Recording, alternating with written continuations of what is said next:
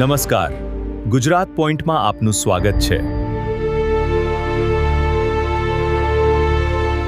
અત્યારે આખી દુનિયાની નજર મિડલ ઈસ્ટ પર ટકેલી છે। અમેરિકા અને ઇઝરાયેલના ઈરાન પરના હુમલાએ માત્ર સરહદો જ નથી હલાવી, પણ દુનિયાના અર્થતંત્રના પાયા હચમચાવી દીધા છે। અત્યારે સૌથી મોટો સવાલ એ છે કે શું ભારતમાં પેટ્રોલ ડીઝલના પંપો પર તાળા લાગી જશે? શું આપણે ફરીથી 1970ના એક કાળા દાયકા તરફ જઈ રહ્યા છીએ, જ્યારે રસ્તાઓ સુમસામ થઈ ગયા હતા? આજે આપણે માત્ર સમાચારની વાત નથી કરવાના, પણ એક ગંભીર શક્યતાઓની વાત કરવાના છીએ, જેને એનર્જી લોકડાઉન કહેવામાં આવે છે। આ વિડિયો અંત સુધી જોજો, કારણ કે આ તમારા ખિસ્સા અને તમારા જીવન સાથે સીધો જોડાયેલો મુદ્દો છે। મિડલ ઈસ્ટનું ઓઇલ પ્રેશર અને ભારતની સ્થિતિ। દુનિયાનું 30% ક્રૂડ ઓઇલ મધ્ય પૂર્વના દેશોમાંથી આવે છે। ઈરાને જે હોર્મુઝ સ્ટ્રેટને બ્લોક કરવાની ધમકી આપી છે, તે સમુદ્રનો એવો સાંકડો રસ્તો છે જ્યાંથી દુનિયાનું 20% ઓઇલ પસાર થાય છે। જો આ રસ્તો બંધ થયો તો ઓઇલ સપ્લાયની ગરદન કપાઈ જશે। ભારતના પાડોશી દેશોની હાલત જુઓ।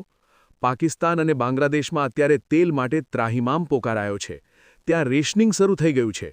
ભારતમાં મોદી સરકાર પાસે અત્યારે સ્ટોક છે એટલે આપણને વાંધો નથી આવ્યો, પણ વડાપ્રધાન નરેન્દ્ર મોદીએ જે રીતે સંસદમાં ચેતવણી આપી છે, તે સૂચવે છે કે જો આ યુદ્ધ ખેંચાશે તો ભારત માટે પણ મુશ્કેલીના દિવસો દૂર નથી। 1970નો ઇતિહાસ, જ્યારે દુનિયા થંભી ગઈ હતી। એનર્જી લોકડાઉન શબ્દ નવો લાગે, પણ આ સ્થિતિ દુનિયા જોઈ ચૂકી છે। 1973માં જ્યારે યોમ કિપ્પુર યુદ્ધ થયું, ત્યારે સાઉદી અરેબિયા અને અન્ય આરબ દેશોએ પશ્ચિમી દેશોને તેલ આપવાનું બંધ કરી દીધું હતું। પરિણામ શું આવ્યું? અમેરિકા અને યુરોપમાં પેટ્રોલની કિંમતો 400% વધી ગઈ। ન્યૂઝીલેન્ડમાં વીકેન્ડ પર પેટ્રોલ વેચવા પર પ્રતિબંધ મુકાયો। યુરોપના દેશોમાં રવિવારે કાર ચલાવવી ગુનો બની ગયો। બીજી વાર 1979માં જ્યારે ઈરાનમાં ક્રાંતિ થઈ, ત્યારે પણ આવી જ સ્થિતિ સર્જાઈ। ત્યારે ભારતમાં વાહનો ઓછા હતા એટલે આપણને બહુ અસર નહોતી થઈ, પણ આજે ભારતની વસ્તી અને વાહનોની સંખ્યા 1979 કરતાં 10 ગણી વધારે છે। જો આજે સપ્લાય ચેઇન તૂટી તો ભારતની ગતિ અટકી જશે। એનર્જી લોકડાઉન આવશે તો કેવા નિયમો હશે? હવે વાત કરીએ એ સવાલની જે તમારા મનમાં છે। જો એનર્જી લોકડાઉન આવે તો શું થાય?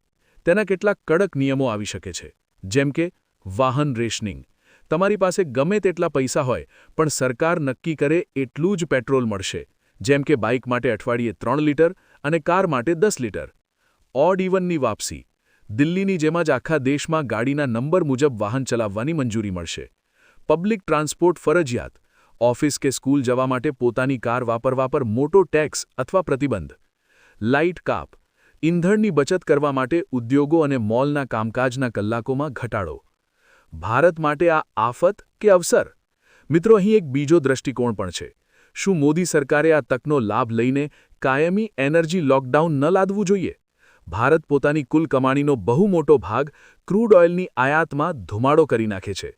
જો આપણે પેટ્રોલ ડીઝલનો વપરાશ ઘટાડીએ તો દેશના અબજો રૂપિયા બચશે, જેનો ઉપયોગ રેલવે, હોસ્પિટલ અને સ્કૂલ બનાવવામાં થઈ શકે છે। પ્રદૂષણ મુક્તિ। ભારતની હવા શુદ્ધ થશે અને લોકોના સ્વાસ્થ્ય પાછળનો ખર્ચ ઘટશે। આપણે ભારતીયો બિનજરૂરી રીતે વાહનો દોડાવીએ છીએ, શાકભાજી લેવા પણ બાઇક જોઈએ છે।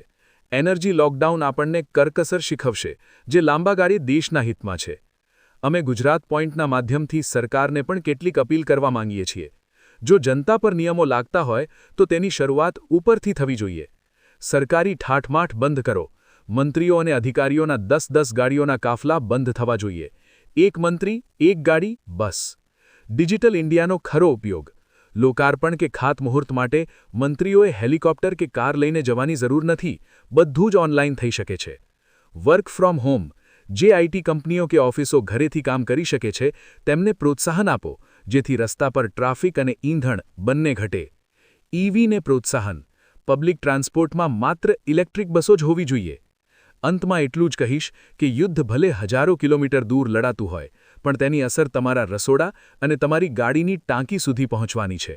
એનર્જી લોકડાઉન એ કોઈ ડરવાની વાત નથી, પણ એક શિસ્તબદ્ધ જીવન જીવવાની તૈયારી છે। તમને શું લાગે છે? શું ભારતમાં પણ રવિવારે વાહન બંધ રાખવાનો નિયમ લાવવો જોઈએ? શું તમે મહિનામાં 10 લીટર પેટ્રોલમાં ચલાવી શકશો? તમારા વિચારો કમેન્ટમાં ચોક્કસ જણાવજો। વિડિયો ગમ્યો હોય તો શેર કરજો, જેથી વધુ લોકો જાગૃત થાય. સબસ્ક્રાઇબ કરો ગુજરાત પોઈન્ટને આવા જ વિશ્લેષણ માટે. જય હિન્દ, જય જય ગરવી ગુજરાત. વિડિયો પસંદ આવ્યો હોય તો લાઈક અને શેર કરો. સાથે ગુજરાત પોઈન્ટને સબસ્ક્રાઇબ કરવાનું ભૂલતા નહીં.